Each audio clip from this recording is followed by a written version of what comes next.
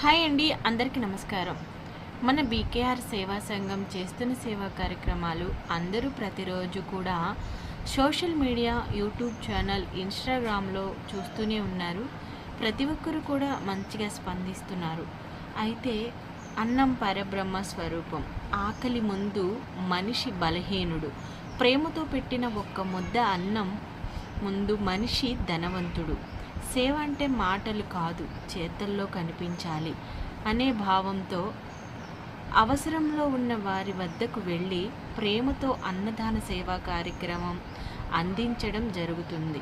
వారి ముఖంలో కనిపించిన చిరునవ్వు, వారి కళ్ళల్లో కనిపించిన సంతృప్తి, మానవ సేవే మాధవ సేవ, మా మానవ సేవ ప్రయాణానికి మరింత బలాన్ని ఇచ్చే ముందుకు నడిపిస్తున్న ప్రతి ఒక్క దాత, దాతృత్వంతో మంచి మనసును చాటుకున్న ప్రతి ఒక్కరికి కూడా నా నమస్సుమాంజలు తెలియజేస్తున్నాను.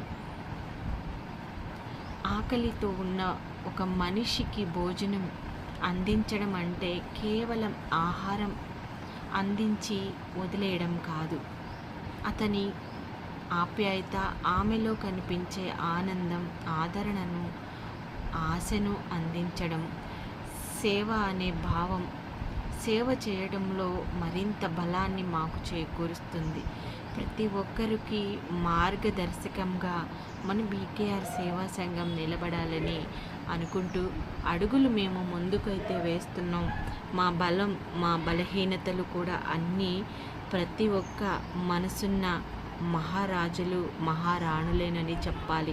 ఇలాంటి ఎంతోమంది ఆకలి తీర్చడానికి మమ్మల్ని ముందుకు నడిపిస్తున్న, మాకున్న వందల దాతృత్వంతో చాటుకున్న దాతలందరూ ఆరోగ్యంగా ఉండాలని, వారికి మంచి ఆరోగ్యాన్ని భగవంతుడిస్తేనే ఇలాంటి ఎంతోమంది ఆకలి తీర్చడానికి మమ్మల్ని ఆయుధంగా వాడుకొని ఎంతో సహాయ సహకారాలు అందిస్తానికి ముందుకొస్తున్నారు.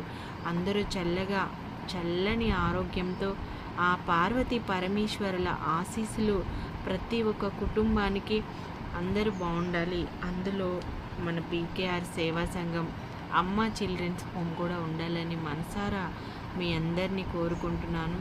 ఒకసారి ఆలోచించండి, మన ఇంట్లో జరిగే ఎలాంటి శుభకార్యమైనా మనకి మిగిలిపోయిన ఆహారాన్ని వృధా చేయొద్దు.